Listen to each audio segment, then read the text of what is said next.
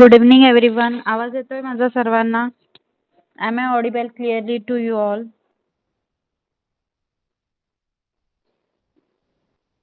Okay.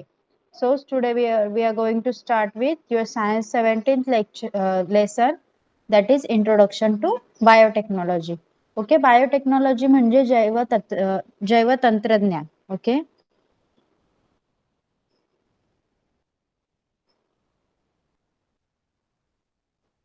So now we'll start. Is my screen visible to you all?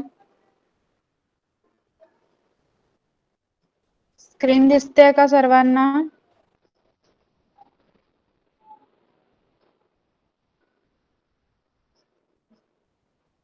Okay. Please, when I am asking, please try to give reply in the chat box. Okay. तुम्हाला काही doubt असेल किंवा मी समजलं की नाही हे जरी विचारलं तरी प्लीज सगळ्यांनी चॅट बॉक्स मध्ये रिप्लाय द्या.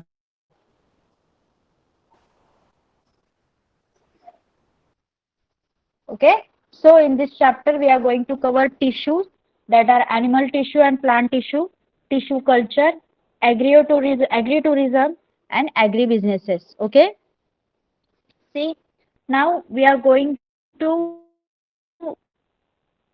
tissue बघूया आपण.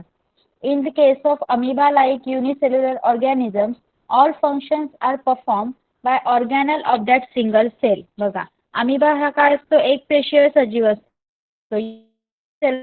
एकच सेल असते. म्हणजेच त्याची जे काही कामं असतात, जी काही त्याची जीवन कार्य असतात, फंक्शन्स असतात, ते कोण पार पाडतं? फक्त एक सेल पार पाडते. Okay. However, most of the organisms are multicellular. पण एक अमिबा आणि काही असे मोजकेच आहेत जे युनिसेल्युलर आहेत. पण मोस्ट ऑफ जास्तीत जास्त सजीव आहेत ते काय आहेत? बहुपेशीय आहेत, मल्टीसेल्युलर आहेत. How are the various processes brought in their body? मग त्यांच्या शरीरातील सगळे कार्य कशी पार पडतात? Groups of cells came together so as to perform the various function of the body. मग आपल्या बॉडीमध्ये जे वेगवेगळ्या पेशी असतात, सेल्स असतात, त्यांचे ग्रुप होऊन त्या एकत्र येतात आणि वेगवेगळे फंक्शन, बॉडीमधले व्हेरियस फंक्शन ते कॅरी आउट करतात. Are you familiar with the sequence? Letter, word, sentence, lesson, textbook. बघा, ही सिक्वेन्स तर तुम्हाला माहिती आहे की पहिले आपण अक्षर शिकतो, मग अक्षरांचा मिळून एक शब्द तयार होतो. जेव्हा शब्द एकत्र येतात तेव्हा वाक्य बनतं. ओके. वर्ड्स एकत्र येतात तेव्हा सेंटेन्स बनतात. आणि सेंटेन्स म्हणजे वाक्य जेव्हा एकत्र येतात तेव्हा एखादं पाठ्य बनतं किंवा लेसन बनतं. आणि लेसन, असे लेसन खूप सारे एकत्र येतात तेव्हा टेक्स्टबुक बनतं. ओके. ही आहे एक sequence. Similarly, organization of the body of organisms follows a definite hierarchy. You have already studied cells and cell organelle in that hierarchy. बघा, मग अशाच प्रकारे सजीवांच्या शरीराचे ऑर्गनायझेशन ही एका विशिष्ट क्रमाने होतं. आणि त्यापैकी आपण सेल आणि सेल मध्ये काय काय प्रेझेंट असतं ते आधीच शिकलेलो आहोत. Okay. A group of cells having some same origin, same structure and same function is called tissue. बघा, टिश्यू म्हणजे काय आता बघायचं आहे आपल्याला. A group of cell having the same origin, same structure and same function is called tissue. म्हणजे शरीरामध्ये function perform करण्यासाठी किंवा शरीराचे एक कार्य करण्यासाठी एकत्र आलेल्या एकसारख्या दिसणाऱ्या ज्या सेल्स असतात त्यांच्या ग्रुपला काय म्हणायचं? Tissue. Okay. Millions of cells are present in the body of multicellular organism. मग मिलियन म्हणजे भरपूर अशा काय असतात? सेल्स असतात, पेशी असतात, लाखो पेशी या सजीवांच्या शरीरामध्ये प्रेझेंट असतात. ओके, अस्तित्वात असतात. each group performs a definite function.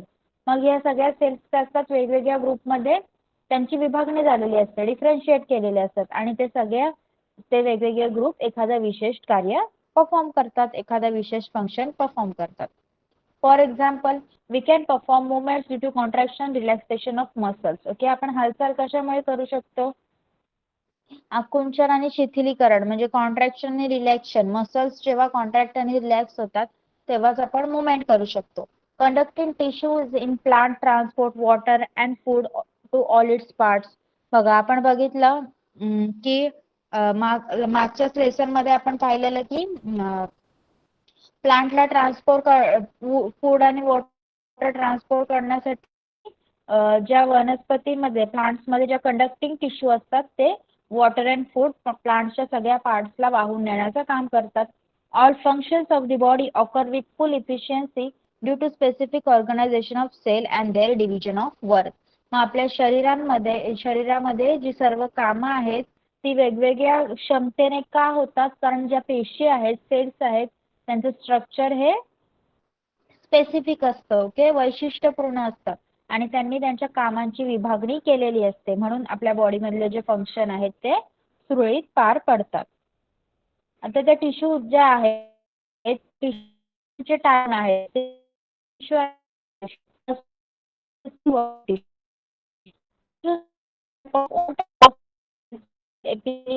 Of meristematic tissue of plant. बघा, सिंपल टिश्यू म्हणजे ज्या फक्त एका सेलनी बनलेल्या असतात, एका प्रकारच्या पेशींनीच बनलेल्या असतात. मग त्याच्यामध्ये एपिथेलियल टिश्यू ऑफ ॲनिमल म्हणजे प्राण्यांमधील अबिस्तर टिश्यू, अबिस्तर ऊती आणि वनस्पतींमधील मेरिस्टेमॅटिक म्हणजे मूल ऊती.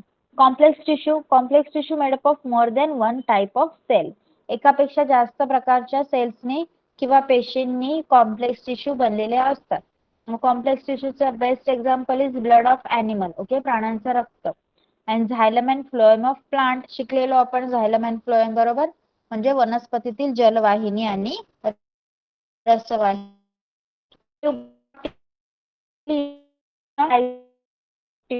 Okay, what is tissue and type of tissue समजलं सगळ्यांना? टिश्यू म्हणजे काय आणि त्याचे दोन types, simple tissue and complex tissue. You got till here? समजले सगळ्यांना इथपर्यंत? Okay okay.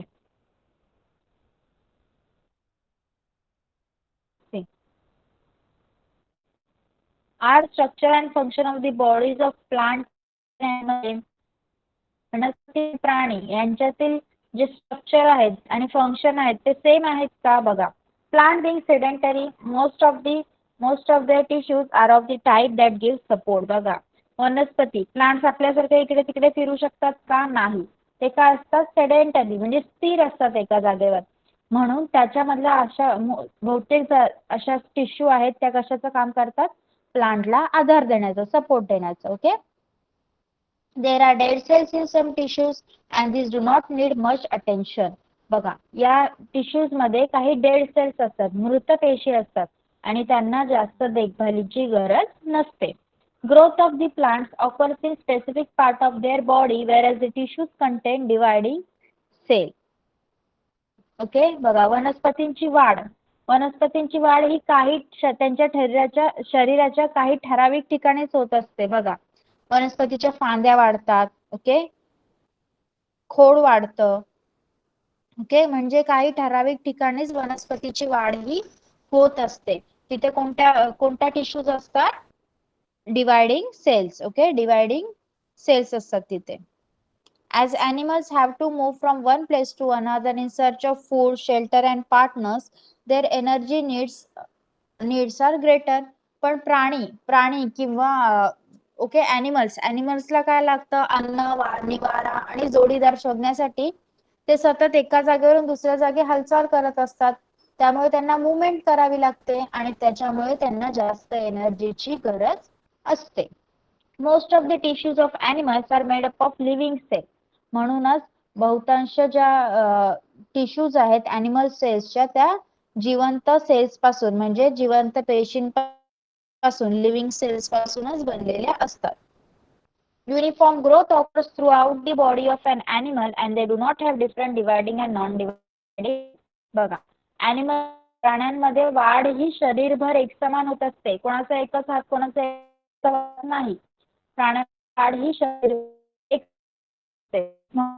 त्याच्या जे टिश्यू डिवायडिंग आणि नॉन डिवायडिंग असे पार्ट नसतात. हे बघा, प्लांट्स मध्ये आपण पाहिलं की काही स्पेसिफिक भागांमध्ये प्लांट्स मध्ये वाढ होत असते, त्यामुळे त्यांच्यामध्ये dividing cells that are dividing tissues present असतात. पण प्लांट मध्ये डिवायडिंग टिश्यू किंवा नॉन डिवायडिंग टिश्यू असा काही डिफरन्स नसतो. Okay, this means that plant and animal have different type of tissue to perform to performing the necessary function.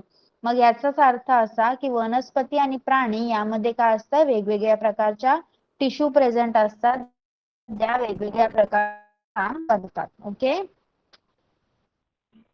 आता आपण बघायचं आहेत आपल्याला पहिले animal tissue. Okay,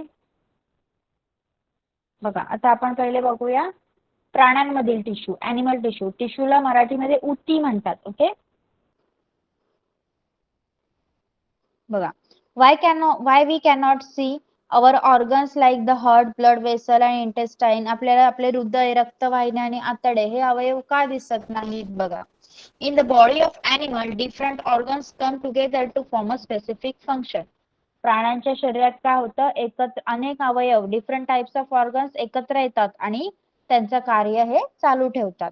organs like the lungs and trachea with the help of the contraction and relaxation of some muscles bring about the function of respiration. आता इथे रेस्पिरेशनचं उदाहरण दिलं आहे. रेस्पिरेशन म्हणजे श्वासोच्छवास. ओके, श्वसन. मग काय करतात ट्रॅकिया आणि लंग्स म्हणजे फुफ्फुस आणि श्वसन नलिका हे काय करतात, एकत्र येतात आणि कॉन्ट्रॅक्शन आणि रिलॅक्सेशन घडवून आणतात आणि रेस्पिरेशनची प्रोसेस आपल्या बॉडीमध्ये होते. Different tissues perform different functions in the organ. प्रत्येक अवयवांमध्ये वेगवेगळ्या प्रकारच्या टिश्यू प्रेझेंट असतात, उती प्रेझेंट असतात आणि ते वेगवेगळ्या प्रकारचे कार्य करतात.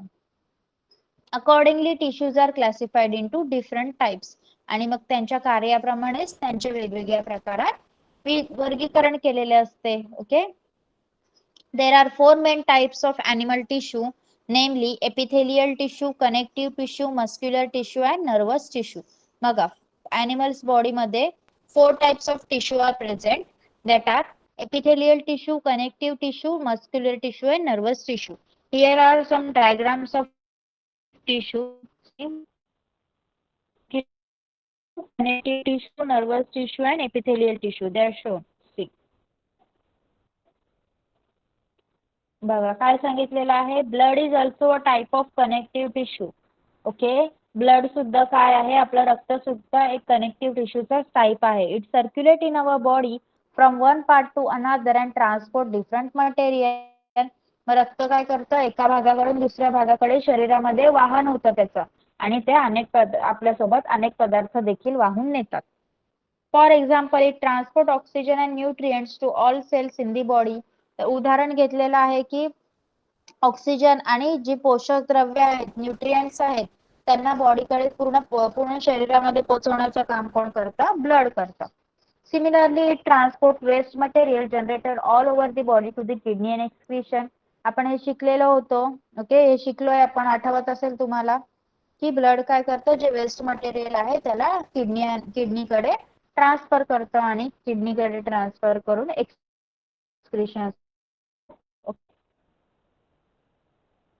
आता टिश्यू, जे 4 टिश्यू आहेत animal tissue, we are going to learn them in detail. Okay, first is epithelial tissue. Protective coverings in the animal body are called epithelial tissue. Okay, जी आपली स्किन आहे ती वरचीच कवरिंग, ओके, तिला epithelial tissue असं म्हणतात. Cells in this tissue are closely packed and form continuous layer. Okay, मग या टिश्यू मध्ये ज्या सेल्स आहेत, पेशी आहेत, त्या एकमेकींना घट्ट चिकटलेल्या असतात आणि त्या लेयर प्रमाणे त्यांचे कंटिन्युअस लेयर म्हणजे थर एकमेकावर थर साचलेले असतात. Any material that enters the body first एन्काउंटर्स epithelial tissue. मग आपल्या शरीरात जाणारा कोणताही पदार्थ आधी काय करतो, epithelial टिश्यू सोबत त्या पदार्थाला सामना करावा लागतो. Okay, cells of epithelial tissue are separated from the cells of other underlying tissue by a fibrous membrane. Okay, मग epithelial टिश्यूच्या ज्या सेल्स आहेत ते त्यांच्या खाली असलेल्या दुसऱ्या टिश्यूच्या सेल्स पासून एका फायब्रस मेम्ब्रेनने वेगळ्या झालेल्या असतात. The skin, mucus layer of the mouth cavity, inner surface of blood vessel, wall of the alveoli etcetera are made up of epithelial tissue. Okay, मग तोंडाच्या आतील जे स्तर आहे, आपली त्वचा आहे, रक्तवाहिन्यांचे स्तर आहेत, फुफ्फुसातील वायुकोशाचा स्तर आहे, हे सगळे कशापासून बनलेले असतात, epithelial tissue पासून म्हणजेच अभिस्तर ऊतींपासून बनलेले असतात. Okay, See, here are given the types of epithelial cells. बघा, epithelial cells पण काही टाइप्स आहेत ते इथे दिलेले आहेत. Squamous epithelium. स्क्वॅमस एपिथेलियम कुठे दिसतं? इनर सरफेस ऑफ माउथ, आपल्या तोंडामध्ये. इसोफॅगस, अन्ननलिकेमध्ये. Blood vessels, रक्तवाहिन्यांमध्ये. आणि अल्व्हिओलाय म्हणजे फुफ्फुसांमध्ये जो वायुकोश असतो त्याच्यामध्ये दिसतं. ते कसं असतं, स्ट्रक्चर कसं असतं त्याचं? Thin, small, flat cell form semi permeable membrane, पातळ, बारीक आणि चपट्या अशा पेशींचा पटल असतं. ओके, त्याचं फंक्शन काय आहे, काय कार्य करतं ते? सिलेक्टिव्ह ट्रान्सपोर्ट ऑफ सबस्टन्सेस म्हणजे ठराविक पदार्थांचे बॉडीमध्ये वहन करण्याचं काम कोण करतं? Squamous epithelium. Okay, next is stratified epithelium. Stratified epithelium कुठे मिळतं आपल्याला? कुठे असतं? Outer layer of the skin, आपल्या स्किनची वरची लेअर. ओके, आपल्या त्वचेची वरची layer is stratified epithelium. Many layer of cell. Structure कसं असतं? एकावर एक अशा पेशींचे थर असतात. Prevention of wearing of organ, protection of organ. मग त्याचं काम काय असतं? अवयवांची झीज रोखणे आणि संरक्षण करणे. Okay, glandular epithelium, inner layer of skin. Glandular epithelium कुठे मिळतं आपल्याला? कुठे लोकेटेड असतं? त्वचेच्या आतल्या स्तरामध्ये. Cell contain vesicle packed with secretory material. काय असतं? पेशींमध्ये सेक्रेटरी मटेरियल पॅक झालेलं असतं. त्यांचं फंक्शन आहे secretion of sweat, oil, sebum, mucus etcetera. घाम, तेल किंवा श्लेष्मल या पदार्थांचा स्त्राव करणे. Okay, next is columnar epithelium. Columnar epithelium कुठे लोकेटेड असतं? Inner surface of intestine and elementary canal म्हणजे आतड्याच्या आणि अन्नमार्गाच्या आतल्या थरात. ओके, आतल्या स्तरात लोकेटेड असतं. कसं आहे त्याचं structure? Column like tall cell, upper free surface bears folds made up of this cells at places of absorption. खांबासारख्या उभट आकाराच्या सेल्स असतात, ते कसलं कार्य करतात? शोषण्याचे कार्य करतात. ओके, मग त्यांचं फंक्शन काय आहे? Secretion of digestive juice. Digestive juice म्हणजे पाचक रस. ओके, पाचक रसाचं सिक्रेशन करणे आणि ऍब्झॉर्प्शन ऑफ न्यूट्रिएंट्स, जे पोषण द्रव्य आहेत त्यांचं शोषण करणे. Okay, next is ciliated epithelium. Ciliated epithelium कुठे भेटतं ते? Inner surface of respiratory tract, आपल्या श्वसन मार्गाच्या आतल्या बाजूस. Upper free surface of cells base minute hair like processes. Okay, ज्या पेशी असतात त्यांना केसांसारखे स्ट्रक्चर्स असतात. काय काम करतात ते? Push mucus and air forward to keep the air passage free. Okay, श्लेष्मल द्रव्य जो म्युकस असतो आणि हवा त्यांना पुढे ढकलतात आणि जो आपला श्वसन मार्ग आहे त्याला फ्री ठेवतात. Okay, last one is cuboidal epithelium. Cuboidal epithelium कहाँ पाया जाता है? Tubules of kidney, that is nephron and salivary gland. वृक्कनलिकेमध्ये आणि लाळ ग्रंथी, ज्या लाळ ग्रंथी असतात लाळ सिक्रेट करणाऱ्या, तिथे भेटतं हे.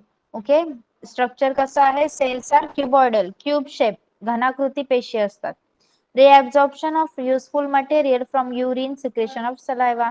जे युरिन मधले उपयुक्त घटक आहेत त्यांना ब्लड मध्ये परत शोषून घेणे आणि लाळेचा स्त्रावन करणे, हे फंक्शन आहे क्युबॉइडल एपिथेलियमचे. ओके, एपिथेलियल टिश्यू समजले सगळ्यांना आणि त्याचे types, their structure and function. Epithelial टिश्यूचे जे types and structure and function शिकलो आपण, ते समजलेत का सगळ्यांना?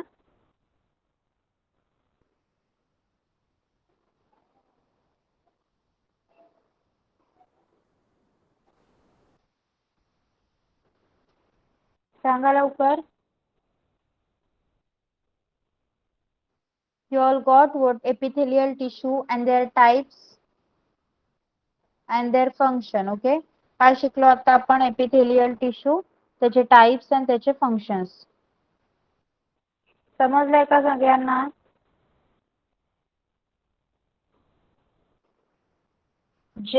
Jay, Avigna, you got what I taught now?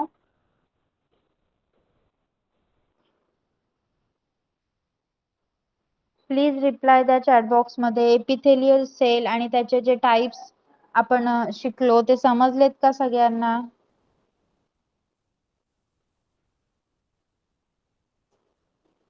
Only one boy is replying. Why is this so? तुम्हाला दुसऱ्यांना कळत नाहीये का? जे दुसरे स्टुडंट्स आहेत त्यांना कळत नाहीये का मी शिकवलेलं?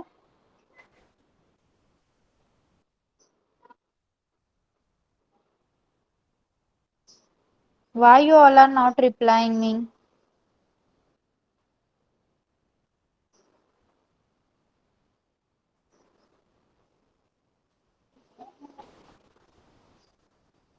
See, next is connective tissue. Okay, after epithelial tissue, the next animal tissue is connective tissue. Tissues which join different parts of the body are called connective tissue. Okay, ज्या टिश्यू शरीराच्या वेगवेगळ्या भागांना जोडण्याचं काम करतात त्यांना काय म्हणायचं? Connective tissue. Cells in this type of tissue are loosely arranged with the ground substance in the free spaces in between. The ground substance may be solid, liquid like water or jelly like. Okay, मग या tissue मधल्या जे cells आहेत त्या सैलसर असतात. Okay, epithelial tissue मध्ये काय होतं ते एकमेकाला चिकटलेल्या होत्या, पण इथे कनेक्टिव्ह टिश्यू मध्ये ज्या सेल्स आहेत त्या सैलसर असतात आणि त्या मोकळ्या जागेत एक सबस्टन्स असतं, ग्राउंड सबस्टन्स. तो सबस्टन्स सॉलिड, लिक्विड किंवा जेली प्रमाणे देखील असू शकतं. ओके, कनेक्टिव्ह टिश्यू कोणकोणते आहेत बघा. First is blood. Blood located close circulatory system, म्हणजे आपल्या पूर्ण सर्क्युलेटरी सिस्टीम मध्ये ब्लड आढळतं. स्ट्रक्चर आहे erythrocytes, leucocytes and platelets in a liquid plasma. Okay, काय असतं? जे रेड ब्लड सेल आहेत, व्हाईट ब्लड सेल आहेत, प्लेटलेट्स आहेत आणि लिक्विड प्लाझ्मा ब्लड मध्ये प्रेझेंट असतं. फंक्शन काय आहे? Transport of oxygen, nutrients, hormones and waste. Okay, oxygen, पोषक द्रव्य, हॉर्मोन्स आणि जे वेस्ट मटेरियल आहे त्यांचं वहन करणे. Next is lymph. Lymph where the lymph is present all around the cells in the body. शरीराच्या पेशींच्या सगळ्या सभोवताली अराउंड लिम्फ प्रेझेंट असतं. Fluid ooze out of the blood capillaries contains leucocytes and liquid ground substances. काय काय असतं याच्यामध्ये? ज्या ब्लड कॅपिलरी आहेत त्यांच्यातून निघणारा द्रव. ओके, आणि white blood cell and ground substance. Okay, protection of body from infection. काय काय काम करतं ते? रोगांच्या संक्रमणापासून किंवा इन्फेक्शन पासून शरीराचं संरक्षण करण्याचं काम करतं. Okay, areolar tissue. Areolar tissue between the skin and muscle around the blood vessel. कुठे प्रेझेंट असतात? स्किन आणि त्वचा आणि स्नायूंच्या दरम्यान आणि ज्या रक्तवाहिन्या आहेत त्यांच्या आजूबाजूला. ओके, स्ट्रक्चर काय आहे? Different types of cells loosely arranged and supported by a jelly like ground substance and elastic fibre. Okay, विविध प्रकारच्या सैलसर सेल्स असतात, पेशी असतात ज्या जेली सारख्या सबस्टन्सने अटॅच झालेले असतात. Insulation, supply of energy, storage of fats. Okay, मग काय करा? फॅट्सचं स्टोरेज करणे आणि एनर्जी सप्लाय करण्याचं काम. Sorry support internal organ. जे इंटरनल ऑर्गन्स आहेत, आंतरेंद्रिय आहेत, त्यांना सपोर्ट देण्याचं काम एरिओलर टिश्यू करतात. नाव adipose tissue. Adipose tissue below the skin and around the internal organ. कुठे प्रेझेंट असतात? त्वचेखाली आणि अवयवांच्या बाजूला. Okay, cells filled with fat droplets jelly like ground substance. काय असतं त्याच्यात प्रेझेंट? फॅट्सने भरलेल्या पेशी असतात आणि जेली सारखा ग्राउंड सबस्टन्स असतं त्याच्यात. ओके, काय काम करतात? Insulation, supply of energy and storage of fats. Fat साठवून ठेवणे आणि एनर्जी सप्लाय करणे. Cartilage. Next issue is cartilage, where they are present nose, ear, larynx and trachea. नाक, कान, स्वरयंत्र आणि श्वासनलिकेमध्ये प्रेझेंट असतात.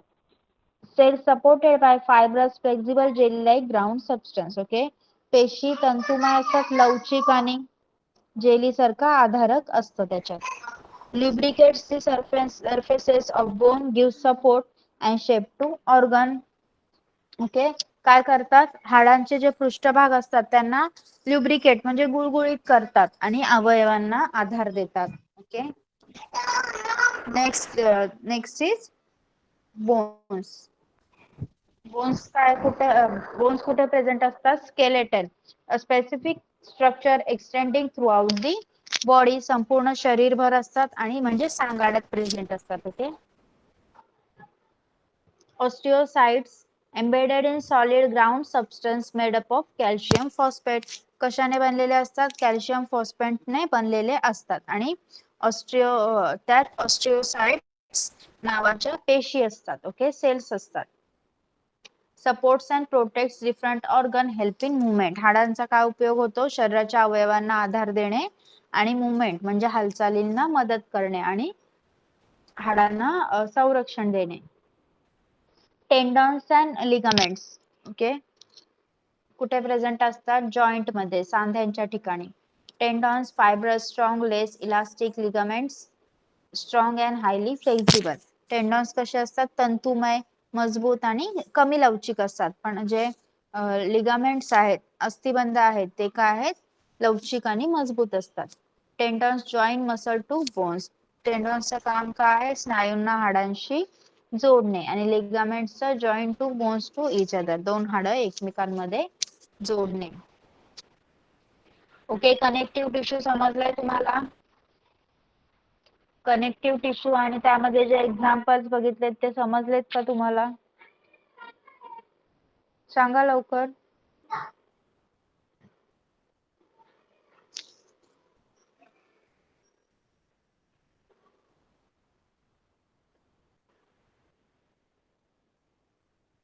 See, now third is muscular tissue. Okay, muscular tissue.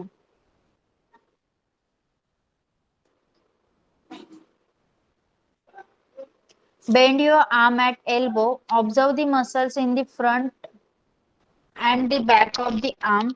Straighten the arm and observe the same muscle again. Do the same with your leg, folding it at the knee joint. Did you experience the contraction and relaxation of muscles at every time? Okay, बघा इथे काय तुम्हाला सांगितलेलं आहे? तुमचा हात कोपऱ्यातून वळवायचा आहे आणि जो दंड आहे त्याच्यावरच्या खालच्या स्नायूचं निरीक्षण करायचं आहे. परत हात सरळ करून त्या स्नायूचं निरीक्षण करायचं आहे. हेच पायाच्या बाबतीत पण करायचं आहे. पाय गुडघ्यात वाकवायचा आहे आणि प्रत्येक वेळी आपण काय पाहतो की जे हालचाल होते तेव्हा स्नायूंचं काय होतं? Contraction and relaxation. Muscle fibers and muscular tissues are formed from special type of contractile protein, due to which this contraction and relaxation is possible. मग हे जे कॉन्ट्रॅक्शन आणि रिलॅक्सेशन आहे हे ज्याच्यामुळे होतं त्या विशिष्ट प्रकारच्या काय असतात? प्रोटीन्स असतात आणि त्या प्रोटीन्स पासून काय बनतात? काही टिश्यू बनतात. Okay, muscular tissue are made up of the long cell of muscle fibre. Okay, मग जे स्नायू तंतू असतात, मसल फायबर असतात, यांच्या लांब पेशींपासून, लॉंग सेल्स पासून काय बनतात? मस्क्युलर टिश्यू बनतात. Muscular movement offers due to contraction आणि relaxation of the contractile protein in this cell. मग ज्या मस्क्युलर मुवमेंट्स आहेत, जे स्नायूंची हालचाल होते, ती याच पेशींमधील, या सेल्स मधील जे प्रोटीन आहेत त्यांच्या रिलॅक्सेशन आणि कॉन्ट्रॅक्शन मुळे होत असते. ओके, मस्क्युलर टिश्यूचे 3 टाइप्स आहेत: striated muscle, non striated muscle and cardiac muscles. Okay, first we will see straighted muscles.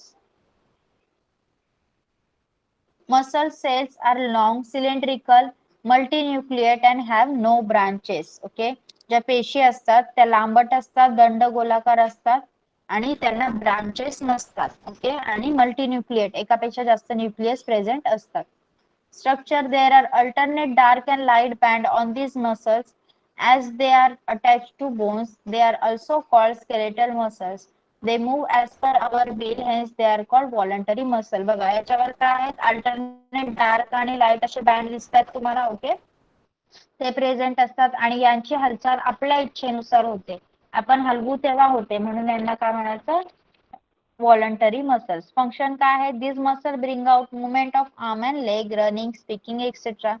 मग आपल्या इच्छेनुसार म्हणजे व्हॉलंटरी मसल्स आहेत म्हणून काय काम करतात? हातपाय हलवणे, धावणे, बोलणे आणि यासारख्या हालचाली ते घडवून आणतात. ओके.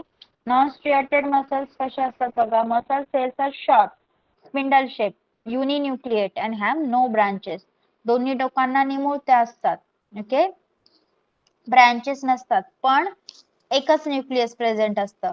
स्ट्रिएटेड मसल मध्ये काय बघितलं आपण, मल्टी न्यूक्लिएट म्हणजे एकापेक्षा जास्त न्यूक्लियस प्रेझेंट असतात, पण इथे बघा नॉन स्ट्रिएटेड मध्ये एकच न्यूक्लियस प्रेझेंट असतं. Okay.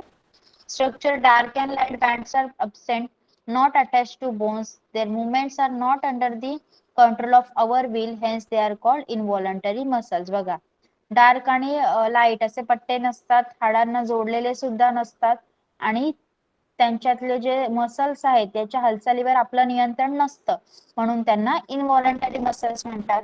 They are present in the elementary canal, blood vessel etcetera. मग ते कुठे कुठे असतात, अन्ननलिकेत आणि रक्तवाहिन्यांमध्ये. बघा, इथे काय करायचं आहे तुम्हाला, स्ट्रिएटेड आणि नॉन स्ट्रिएटेड मसल मध्ये फरक लिहायला येऊ शकतो. Okay. you can have you could have the question asked like differentiate between striated muscles and non-striated muscle. Then you have to write striated muscles are multinucleated, non-striated muscles are uninucleated. Okay. त्याचे shape बद्दल लिहायचे आहे. striated muscles are long and cylindrical, non-striated muscles are short and spindle shaped. Okay. Okay. Now there are presence of light, dark and light bands, and here dark and light bands are absent. Okay, they are attached to bones. These are not attached to bones. Their movements are under control of our will, and here the movements are not under control of our will. Okay, समजलं सगळ्यांना.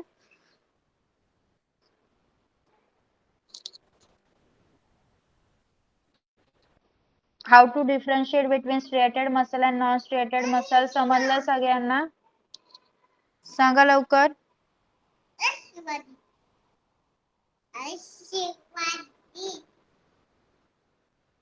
Striated muscle आणि non striated muscle मध्ये differentiate करायला सांगितलं तर करू शकाल. Okay. Okay. Third is cardiac muscle. Muscles are cylindrical, uninucleate and branched. बघा, हे काय असतात, दंडगोलाकार, त्यांच्या ब्रांच असतात आणि एकच न्यूक्लियस प्रेझेंट असतं.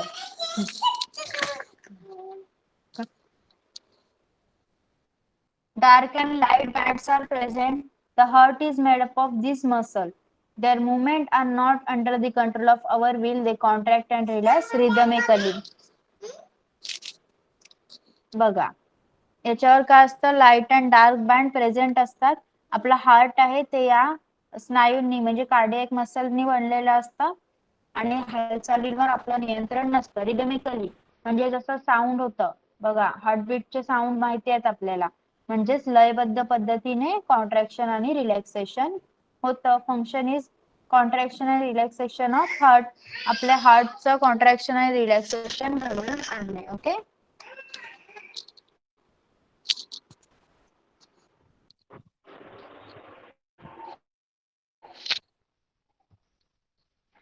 ओके. कार्डियक टिश्यू समजलाय सगळ्यांना. ओके. मस्क्युलर टिश्यू मध्ये आपण काय शिकलो, striated muscle, non striated muscle and cardiac muscle. Okay.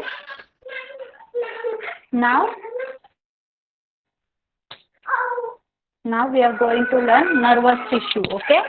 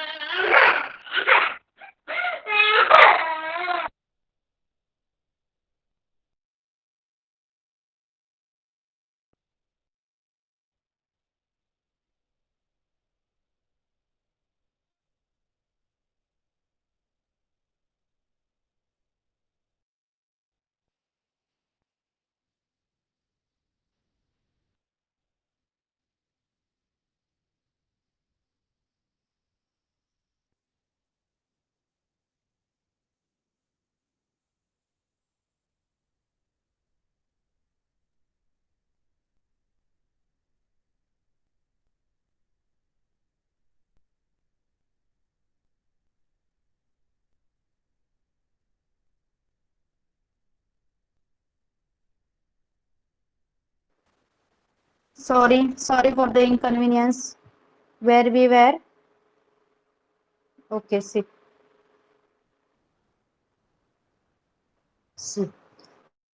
Now we'll see nervous tissue, okay? Often you must have identified the singer by merely listening to the song or identified what is being cooked in the kitchen by the mere smell. What what helps us to do it? बघा, कधी कधी तुम्ही गाणं ऐकून गायक कोण आहे याचं नाव ओळखू शकता. वास आला की तुम्ही किचन मध्ये काय पदार्थ बनत आहे हे सुद्धा ओळखू शकता. मग यासाठी आपल्याला कोण मदत करतं? Nervous tissue enables us to respond to stimuli like touch, sound, odor, color, etc. Okay, जे नर्वस टिश्यू आहेत आपल्या, त्यात आपल्याला स्पर्श, ध्वनी, वास, रंग यामधील स्टिम्युलायला रिस्पॉन्स देण्यासाठी मदत करतात. Cells of the nervous tissue are special हे बघा, हे आपण मागेच शिकलेलो आहोत. ओके, नर्वस सिस्टम शिकलेला आहोत बघा. नर्व सेल दिलेली आहे, dendrite, cell body and axon. See, we will again repeat this. Cells of the nervous tissues are specially made up to become excited and to conduct that excitation from one part of the body to another. Okay. मग ते ज्या cells आहेत, nervous सिस्टमच्या ज्या cells आहेत, nervous टिश्यूच्या ज्या cells आहेत, त्या काय करतात, काय कामासाठी बनलेल्या असतात? जे स्टिम्युला आहेत ते शरीराच्या एका भागाकडून दुसऱ्या भागाकडे नेण्यासाठी त्या बनलेल्या असतात. The cell body, which contains the cytoplasm and the nucleus, is the main part of each nerve cell. Okay. मग सेल बॉडी बघा, ज्या नर्व टिश्यू आहेत त्यांची सेल बॉडी हा इम्पॉर्टंट पार्ट असतो. Numerous small branch fibers called dendrites arise from the cell body. मग त्याच्यामध्ये काय निघलेले असतात? स्मॉल ब्रांच आणि फायबर सारखे स्ट्रक्चर असणारे डेंड्राइट्स निघलेले असतात. One of the fibre however is extremely long, it is called the axon. मग त्या फायबर पैकी एक खूप लांब असतो, त्याला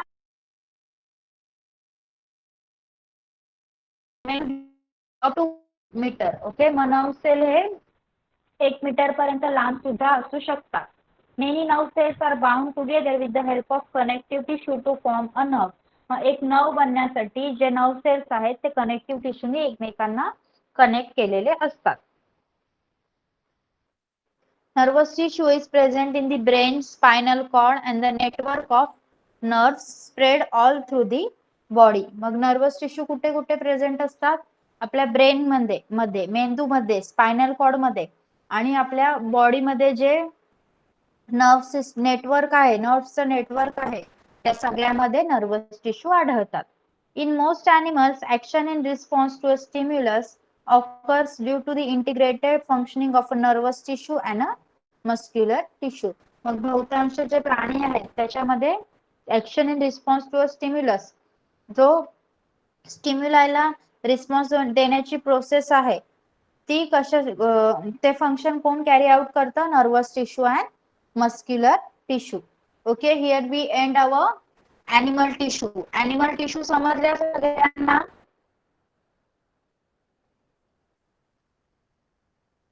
सांगा लवकर, एनिमल टिश्यू समजल्यात का सगळ्यांना? Which animal tissue we learn about? आपण कोणत्या एनिमल टिश्यू बद्दल शिकलो सांगा?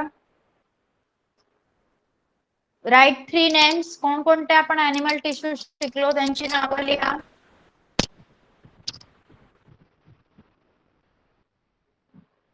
सांगा लवकर.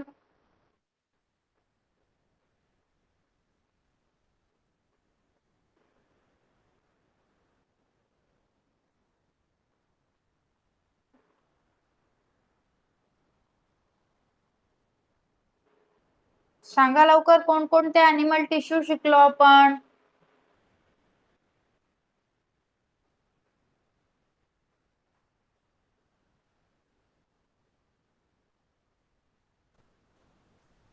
सांगा लवकर.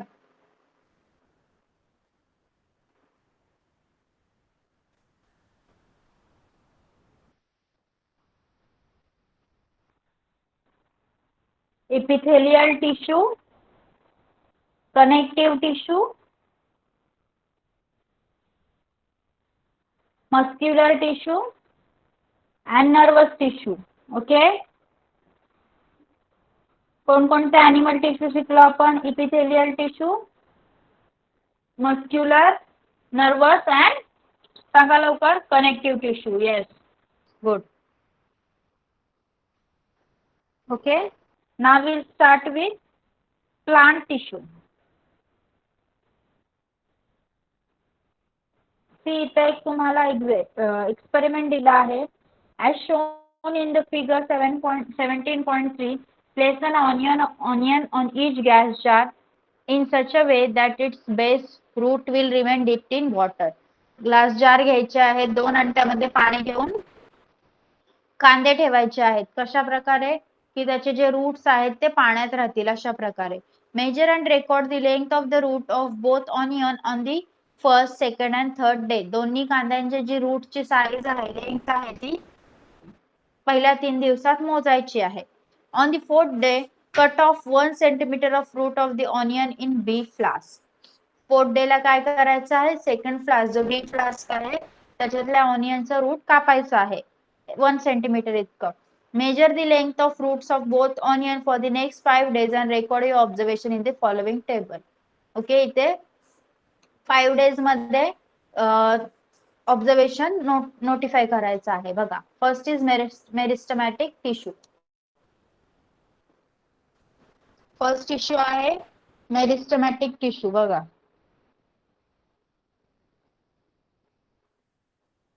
सांगा मला एक्सपेरिमेंट काय होईल?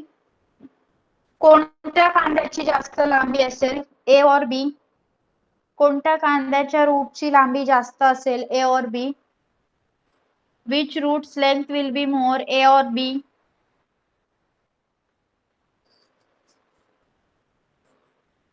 Okay.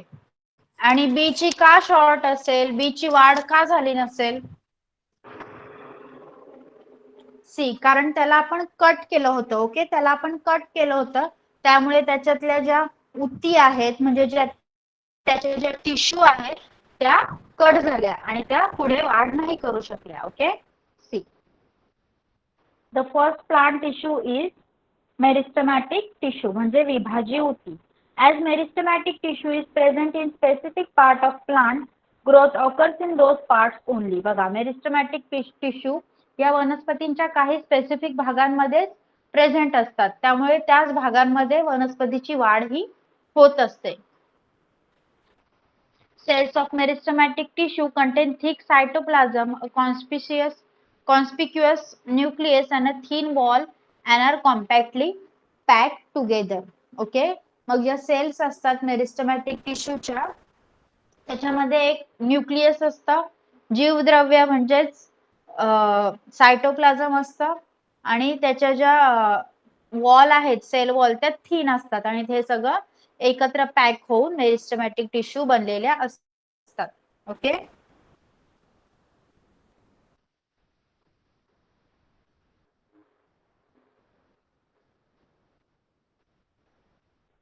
Vacuoles are usually absent in this cell. These cells are highly active. मग यामध्ये वॅक्युअल्स प्रेझेंट नसतात आणि या अतिशय क्रियाशील असतात. त्यांचं काम ते एकदम ऍक्टिव्हली करतात. To bring about plant growth is the main function of meristematic tissue. मग वनस्पतींची वाढ करणे हे मेरिस्टमॅटिक टिश्यूचं खूप महत्वाचं काम आहे. According to location, meristematic tissue of 3 types as given below. मग त्यांच्या वनस्पतींमध्ये आढळण्याच्या जागेवरून मेरिस्टमॅटिक टिश्यूचे 3 प्रकार येतात. Okay. Apical meristem, intercalary meristem and lateral meristem. Apical meristem at the tip of the root and the stem. कुठे आढळतं? मूळ आणि खोडांच्या टोकाशी. त्याचं काम काय आहे? Increases the length of the root and stem. बघा, मूळ आणि खोडाची लांबी वाढवणे. मग जेव्हा आपण त्या कांद्याचं मूळ कापलं तेव्हा तिथे अपायकल मेरिस्टम कट झाली असणार, म्हणूनच त्याचा रूट वाढू शकला नाही. Okay. Next is intercalary meristem at the base of the petiole of leaves and branches. मग इंटरकॅलरी मेरिस्टम कुठे आढळतं? पानांच्या देठाच्या आणि फांद्यांच्या तळाशी, बेसला आढळतं. ओके. काय काम आहे त्याचं? Growth of branches, formation of leaves and flowers, फांद्यांची वाढ करणे आणि फुले आणि पाने यांची निर्मिती करणे. Okay. Lateral meristem, lateral sides of root and stem, मूळ आणि खोडाच्या पार्श्व भागात आढळतं. काम काय आहे? Increases girth, that is diameter of the root and stem, मूळ आणि खोडाचा घेर वाढवणे. ओके, आणि रुंदी वाढवणे. ओके, समजलं मेरिस्टमॅटिक टिश्यू. प्लांट टिश्यू मधलं मेरिस्टमॅटिक टिश्यू समजलंय का?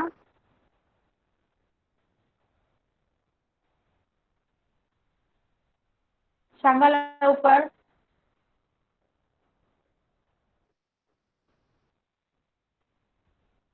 Second is permanent tissue. Okay.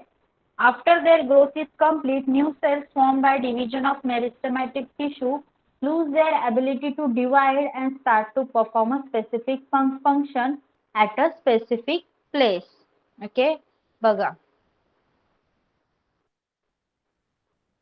जेव्हा पेशींची पूर्ण वाढ होते, सेल्सची पूर्ण वाढ होते, तेव्हा ठराविक ठिकाणी काय होतं, एखादं विशिष्ट कार्य त्या करतात आणि त्यांची डिव्हिजनची जी क्षमता आहे, जी ॲबिलिटी आहे, ती संपून जाते. Thus, they permanently acquire a specific structure, shape and location and perform a specific function. मग त्यामुळे त्या काय करतात, एक कायमस्वरूपी आकार घेतात, स्ट्रक्चर घेतात आणि एक स्पेसिफिक फंक्शन निवडतात आणि नंतर पुढे त्या तेच फंक्शन परफॉर्म करतात. This is called as differentiation and permanent tissues are formed from these differentiated cell. मग या प्रोसेसला काय म्हणायचं? डिफरन्सिएशन. आणि ज्या परमनंट टिश्यू आहेत त्या या डिफरन्शिएटेड सेल्स पासूनच बनतात. There are two types of permanent tissues, simple permanent and complex permanent. मग परमनंट टिश्यूचे दोन टाइप आहेत, सिंपल परमनंट आणि complex permanent. Simple permanent tissue, these are made up of only one type of cell. According to function, they are of the following different types. बघा, simple permanent टिश्यूचे पण त्यांच्या function नुसार काही types आहेत. First is epidermis.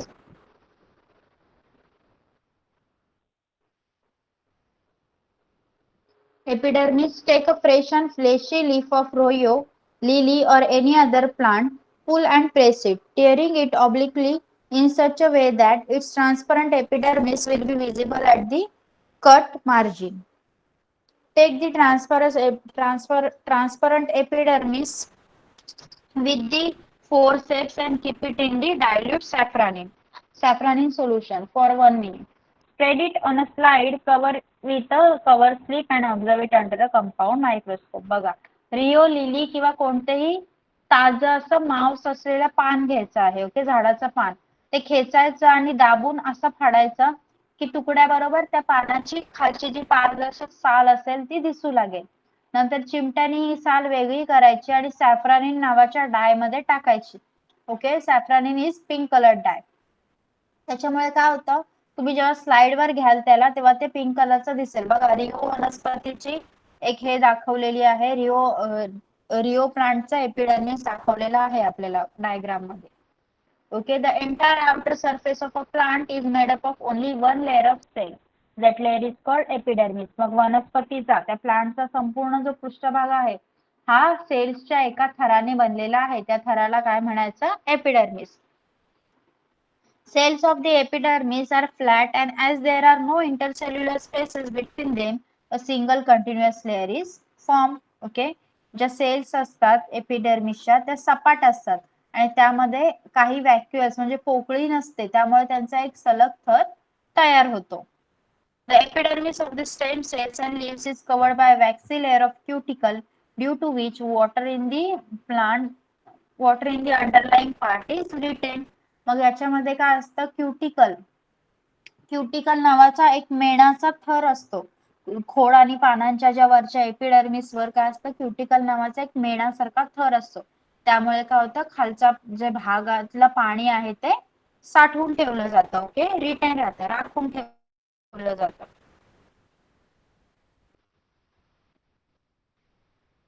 Okay, समजलंय permanent टिश्यूचा एक part घेतला आपण. First epidermis तो समजला सगळ्यांना.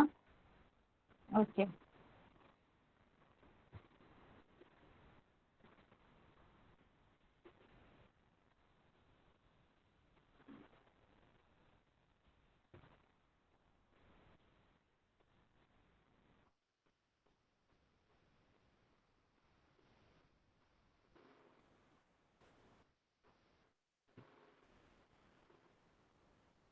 ओके, तर मला आता सांगायचं आहे striated muscle.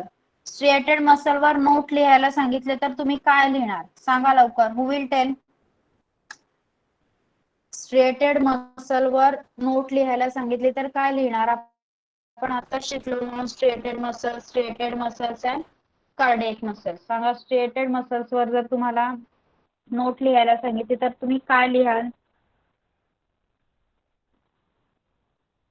Please read your book. At least use your book for reading.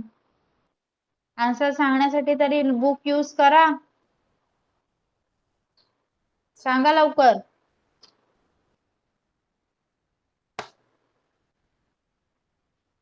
चला, कोण सांगणार striated muscles?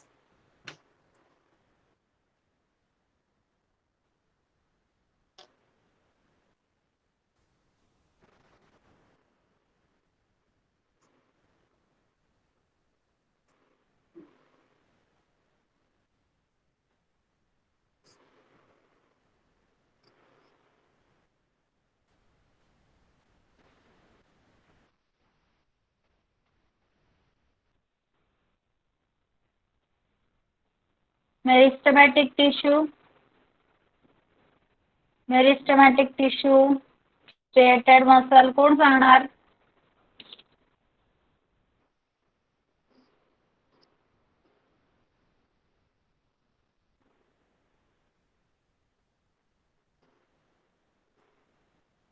I think you all are not interested in this session, right? Interest नाहीये का तुम्हाला हे सगळं शिकण्यात? ऍटलीस्ट येस और नो तरी रिप्लाय द्या.